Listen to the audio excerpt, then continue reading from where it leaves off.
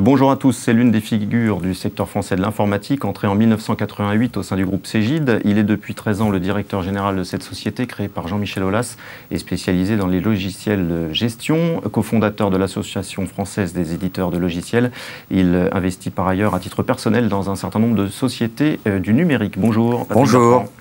Alors Cegid, c'est un fleuron du paysage français de l'informatique, mais un fleuron que peu de gens connaissent. En tout cas, parmi nos internautes, certains connaissent mal la société. Est-ce que vous pouvez nous rappeler ce que pèse et ce que fait la société ?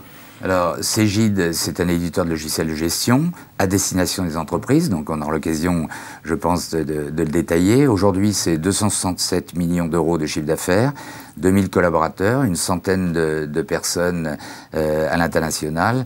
Et donc, une belle ETI, vous l'évoquiez tout à l'heure, il n'y en a pas beaucoup dans le domaine du digital, du numérique. Et donc, ce sont des outils, pour faire simple, des outils destinés aux experts comptables, mais également des logiciels de fiscalité, des logiciels RH, de paie. C'est ça que vous proposez aux entreprises? Absolument. Alors, c'est pas que pour les experts comptables, ça représente à peu près 30% de notre chiffre d'affaires, c'est pour l'ensemble des entreprises. Et ce sont des outils qui permettent à l'entreprise de disposer de systèmes d'information qui l'aident à réaliser son métier au jour le jour dans les domaines que vous aviez évoqués ou dans des domaines sectoriels à destination du retail, du secteur public, des industries manufacturing. Le retail, on va y venir un peu plus tard, oui, à l'occasion de l'acquisition que vous venez d'annoncer.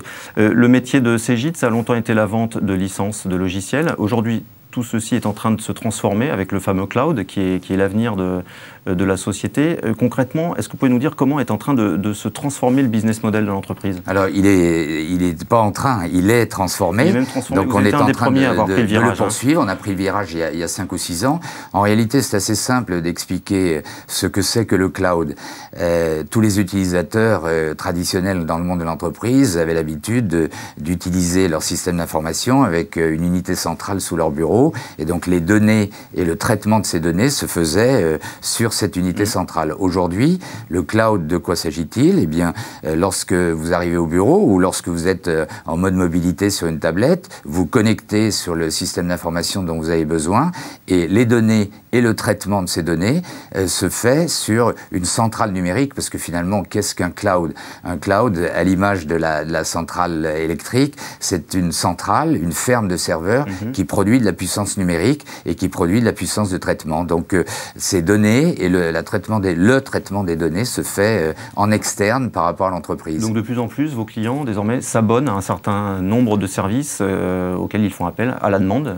Absolument. Et comme on choisit aujourd'hui des vidéos à la demande sur son... Absolument, c'est la même logique. C'est un environnement qui est un environnement qui permet d'avoir accès à tout moment, où que vous soyez, à l'information dont vous avez besoin, l'information ou le traitement de l'information dont vous avez besoin. Aujourd'hui, sur votre business, le pourcentage de vente de licences et cloud, Alors, c'est pour ça que je disais, nous ne sommes plus en train, mais l'année 2014 a traduit le fait qu'en reconnaissance de revenus, c'est-à-dire en chiffre d'affaires, nous faisons plus de chiffre d'affaires en mode cloud. SaaS, ça veut dire Software as a Service. C'est-à-dire que c'est des softwares qui sont utilisés en mode souscription, en mode abonnement, dans le cloud. Ce montant de chiffre d'affaires est supérieur maintenant au chiffre d'affaires licence. Il progresse de 30 à 40% chaque année. C'est le driver du marché aujourd'hui. Ça n'est plus simplement qu'un succès d'estime ou une mode. C'est bien un driver et une lame de fond importante du marché. Le sens de l'histoire, c'est la disparition à terme, tout simplement, des licences de logiciels? Alors, je ne crois pas au Big Bang. Et d'ailleurs, ça a beaucoup été présenté comme ça, en disant c'est le driver du marché, donc il n'y aura plus de licences. Non, même en progressant de 30 à 40% par an, c'est la progression du marché globalement. Dans 10 ans, il y aura encore des entreprises, notamment des grandes entreprises, qui utiliseront le mode licence pour les installer sur un cloud interne. Donc le mode licence continuera à être utilisé, mais il va évidemment décliner dans le temps au fur et à mesure de cette croissance extrêmement forte de ce qu'on appelle le software as a service. Pour la petite histoire, vos data centers sont situés où? Ils sont situés en France et ce sont des data centers privés, puisque initialement les data centers étaient gérés par Cegid. Nous investissions dans des data centers. Compte tenu de notre croissance, nous avons estimé qu'il fallait s'appuyer sur un acteur compétent dans ces domaines-là. Et donc nous avons demandé à IBM de nous construire une centrale numérique à Paris, à côté du périphérique, qui est répliquée de l'autre côté de Paris. Et donc c'est un cloud dit privé, c'est-à-dire c'est-à-dire seuls les clients et les données des clients de Cegid tournent sur cette centrale numérique.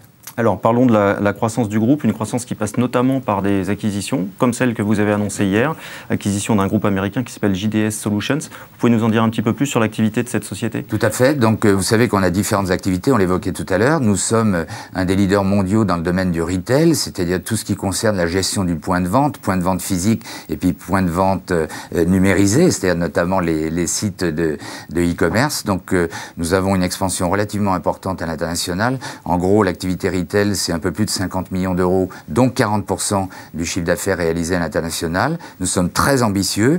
Notre gamme de produits tourne sur 70 pays, donc on a une offre qui est très pertinente. Et pour pouvoir accélérer, mais c'est vrai aussi en France, c'est vrai d'ailleurs dans le domaine du logiciel de gestion, il faut s'appuyer sur des équipes compétentes évidemment sur les produits, mais compétentes aussi sur le domaine d'activité. Donc nous sommes extrêmement heureux de cette acquisition qui va nous permettre de bien équilibrer notre activité. Nous étions présents sur New York, JDS Solutions est présent sur San Diego, et donc on va pouvoir couvrir de façon efficace le territoire américain. C'est un chiffre d'affaires supplémentaire de 5 millions de dollars. 5 millions de dollars, voilà, une belle équipe d'une trentaine de personnes, donc on sera à peu près 40 personnes aux États-Unis, avec une volonté de progresser sur le plan organique, et puis probablement d'utiliser cette structure pour regarder ce que nous pourrions faire à l'avenir en termes de croissance externe. Ouais, vous aviez annoncé des cibles d'acquisition entre 5 et 20 millions. C'est en gros ce que vous visez. D'autres pourraient intervenir dans le courant de l'année 2015 ? Nous l'espérons. Et pour revenir à ce que vous venez d'évoquer, nous ne visons pas 5 à 20 millions. C'est le marché qui nous contraint à viser ce type de taille, puisque vous savez qu'on est dans un marché extrêmement fragmenté. Oui. Il y a des très grands leaders mondiaux. Il y a des tout petits, 5-20 millions d'euros, on l'évoquait tout à l'heure. Et puis au milieu, il y a assez peu de TI. Donc naturellement, lorsque l'on veut se développer par croissance externe, eh bien, on ne peut pas viser les grands mondiaux, on voudrait. Donc naturellement, on se tourne vers le marché qui existe aujourd'hui, composé des acteurs de la taille que j'évoquais tout à l'heure. Est-ce qu'il y a une taille critique dans vos métiers ?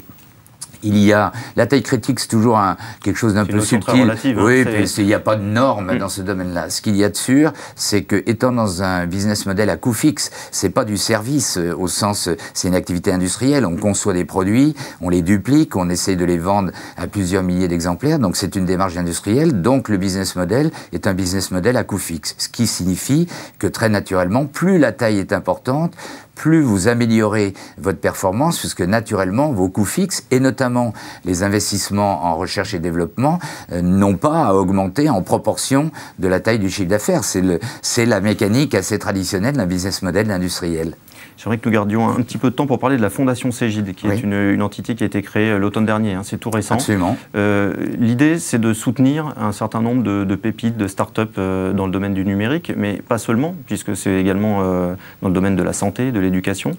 Qu'est-ce qui vous a donné l'idée de créer cette fondation ? L'idée, c'est de s'ouvrir aux autres d'une façon globale et d'ouvrir l'entreprise. Une entreprise qui n'est pas à l'écoute, qui n'est pas ouverte sur son monde, c'est une entreprise qui périclite, qui meurt finalement au sens de son âme, le sens qu'on veut donner à la dynamique globale. Alors évidemment, il ne faut pas partir tous azimuts. Nous, ce que nous avons souhaité, c'est avoir une vraie démarche d'entreprise avec des axes que vous avez rappelés, favoriser l'intégration par le numérique, la santé, tout ce qui concerne l'entrepreneuriat et l'éducation, avec un chapeau qui est le numérique. Et donc, au travers de cela, nous sommes amenés à soutenir un certain nombre d'initiatives, notamment dans le domaine de start-up ou d'incubateurs de start-up. Et ce que nous souhaitons, c'est non pas que cette activité de la Fondation serve à remplir 10 pages de notre rapport annuel, mais que les collaborateurs et collaboratrices de Cegid s'impliquent, ce qui est le cas, puisque nous avons déjà pratiquement une centaine de collaborateurs et collaboratrices qui s'impliquent dans ces différentes activités. Donc, ça n'est pas qu'un soutien financier, c'est également du tutorat, une forme du tutorat et de l'échange. Et vous savez, souvent, ce qu'on imagine, c'est que on imagine que ce qu'apporte une fondation, ce qu'apporte une entreprise, finalement, c'est le plus important. Au retour, et tous les collaborateurs et collaboratrices nous le disent, finalement, on a beaucoup plus reçu qu'on a donné.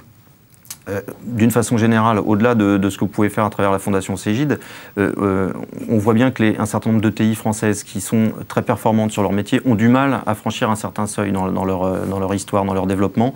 À quoi est-ce que vous attribuez ce problème typiquement français ? C'est juste un problème de financement ? Il y a plusieurs raisons. D'ailleurs, vous avez évoqué ETI, c'est déjà PME, bien sûr. PME, devenir des ETI. Il y a plein d'éléments exogènes, endogènes, disons propres à la France et qui sont plus larges. Le point d'ailleurs majeur, le premier, c'est qu'on n'est pas en marché unique en Europe. Donc déjà, c'est compliqué. On est déjà dans une démarche internationale, alors qu'en réalité, en théorie, le marché devrait être unique parce que c'est 27, 28 pays avec des réglementations différentes. Il y a ce premier sujet. Le deuxième sujet, c'est un écosystème qui existe peu, c'est-à-dire pour que les entreprises progressent et restent françaises, bien, il faut qu'il y ait des petites, des moyennes et des grosses, que chacun peut participer à cette dynamique et éventuellement procéder à un regroupement et de fédérateurs. Il y a un troisième point aussi qu'on a très largement soulevé, il y a beaucoup de pays, y compris des pays très libéraux, qui pratiquent l'utilisation de la commande publique pour favoriser le développement des PME et leur permettre de grandir. Donc tous ces éléments-là interviennent. L'absence de bourse aussi pour les valeurs moyennes, ça progresse, mais quand on reprend ce qui existait pour le second marché, qui a profité à Cégide, eh bien c'était des marchés qui valorisaient correctement les PME. Oui. Tous ces éléments-là sont pas des fatalités. Je pense qu'on peut travailler sur tous ces axes-là, mais ça prendra du temps. Merci beaucoup, Patrick. Merci. À bientôt. Merci. À bientôt.